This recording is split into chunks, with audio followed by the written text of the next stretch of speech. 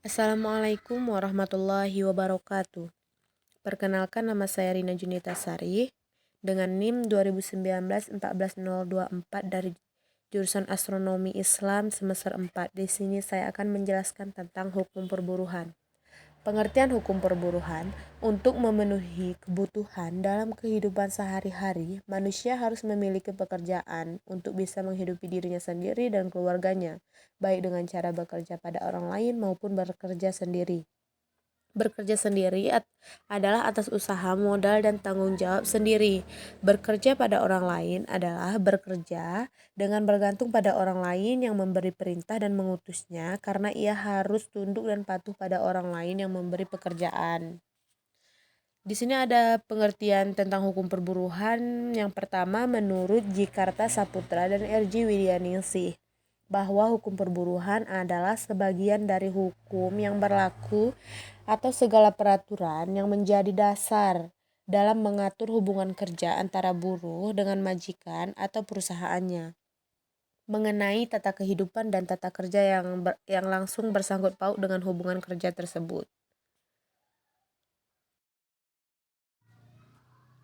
Yang kedua adalah menurut Siti Sutami,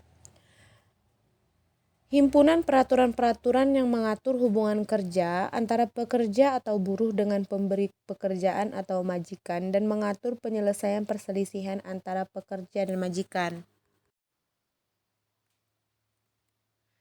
Yang ketiga, menurut Jibi Dahliu DKK, hukum perburuhan ini adalah serangkaian peraturan tertulis dan tidak tertulis. Peraturan itu mengenai suatu kejadian yang berhubungan dengan pekerjaan. Ada orang yang bekerja pada orang lain, ada balas jasa berupa upah. Yang keempat, itu menurut Imam Supomo, hukum perburuhan ini adalah suatu himpunan peraturan, baik tertulis maupun tidak, yang berkenaan dengan kejadian di mana seseorang bekerja pada orang lain dengan menerima upah.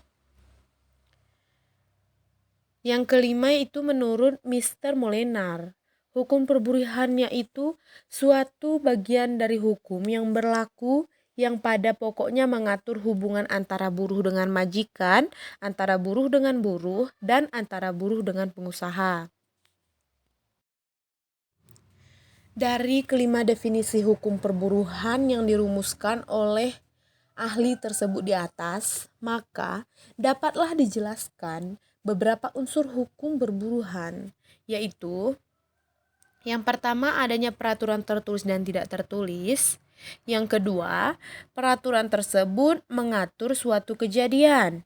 Yang ketiga, adanya orang yang bekerja pada pihak lain. Yang keempat, adanya upah. Dengan demikian, unsur penting dalam hukum perburuhan adalah majikan, buruh, dan upah. Majikan ini artinya orang atau badan hukum yang memperkerjakan buruh dengan memberi upah untuk menjalankan perusahaan. Buruh adalah barang siapa atau orang yang bekerja pada majikan dengan menerima upah. Upah adalah balas jasa atau imbalan yang diterima buruh dari majikan, atau pembayaran yang diterima buruh selama ia melakukan pekerjaan. Untuk membuktikan apa yang dikemukakan di atas, maka dapat dilihat dalam Undang-Undang Nomor 12 Tahun 1984, di mana dijelaskan bahwa pekerjaan adalah pekerjaan yang dijalankan oleh buruh untuk majikan dalam hubungan kerja dengan menerima upah. Perlu juga dijelaskan bahwa hukum perburuhan tidak meliputi pegawai negeri. Meskipun secara yuridis teknis, pegawai negeri dapat dikatakan sebagai buruh karena bekerja pada orang lain, yaitu negara, dengan menerima upah, yaitu gaji. Akan tetapi secara yuridis politis, terhadap pegawai negeri tidak diberlakukan peraturan-peraturan perburuhan karena pegawai negeri memiliki peraturan-peraturan tersendiri, yakni Undang-Undang Kepegawaian dan peraturan-peraturan lainnya. Selanjutnya, perjanjian kerja dan perjanjian perburuhan. Hubungan kerja ini pada dasarnya adalah hubungan antara buruh dan majikan setelah adanya perjanjian kerja. Menurut ketentuan pasal 1601 huruf A kecil KUH Perdata menjelaskan bahwa perjanjian perburuhan adalah perjanjian dengan mana pihak yang satu, yaitu si buruh, mengikatkan dirinya untuk di bawah perintah pihak yang lain, yaitu si majikan, untuk sesuatu waktu tertentu, melakukan pekerjaan dengan menerima upah. Definisi tersebut di atas terdapat unsur-unsur sebagai berikut. Yang pertama yaitu adalah buruh atau pegawai mengikatkan diri untuk bekerja pada majikan atau perusahaan. Yang kedua, majikan atau perusahaan yang bersangkutan mengikatkan diri pula untuk memberikan imbalan kerja, yaitu berupa gaji, upah atau berbagai fasilitas dalam jumlah tertentu serta pada waktu-waktu tertentu pula. Perjanjian kerja pada dasarnya harus memuat ketentuan yang berkenaan dengan hubungan kerja, yaitu hak dan kewajiban buruh serta hak dan kewajiban majikan. Perjanjian perburuhan dibuat oleh satu atau beberapa serikat buruh dengan seseorang atau beberapa majikan yang memuat syarat-syarat perburuhan yang harus diperhatikan dalam perjanjian kerja.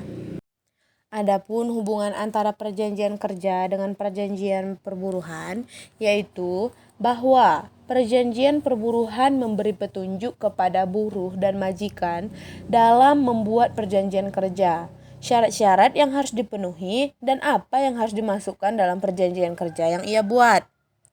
Dari kenyataan ini tampak adanya hubungan yang erat antara perjanjian kerja dengan perjanjian perburuhan.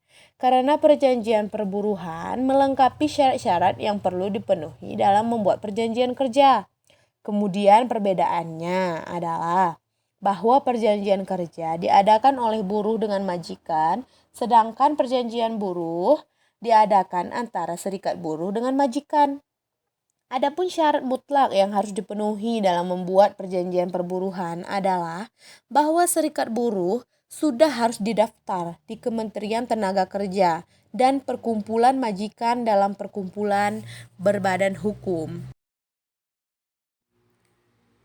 Dalam hubungan kerja antara buruh dengan majikan dapat terjadi pemutusan hubungan kerja. Pemutusan hubungan kerja ini adalah pengakhiran hubungan kerja antara buruh dengan majikan. Dalam teori hukum perburuhan dikenal adanya 4 jenis pemutusan hubungan kerja. Yang pertama, pemutusan hubungan kerja demi hukum. Pemutusan hubungan kerja ini berakhirnya jangka waktu perjanjian atau kontrak kerja yang dibuat antara pemilik usaha dan pekerja, yaitu buruh. Yang kedua, yaitu pemutusan hubungan kerja oleh buruh. Pemutusan hubungan kerja oleh buruh ini adalah pemutusan hubungan kerja sukarela atau yang diprakarsai karyawan itu sendiri. Yang ketiga, ada pemutusan hubungan kerja oleh pemilik usaha. Berdasarkan pasal 158 ayat 1 Undang-Undang Nomor 13 Tahun 2003 tentang Ketenagakerjaan, pengusaha dapat memutuskan hubungan kerja terhadap pekerja dengan alasan telah melakukan kesalahan berat, yaitu seperti pekerja atau buruh melakukan tindakan penipuan, pencurian, atau penggelapan barang dan uang milik perusahaan. Yang keempat, pemutusan hubungan kerja oleh pengadilan.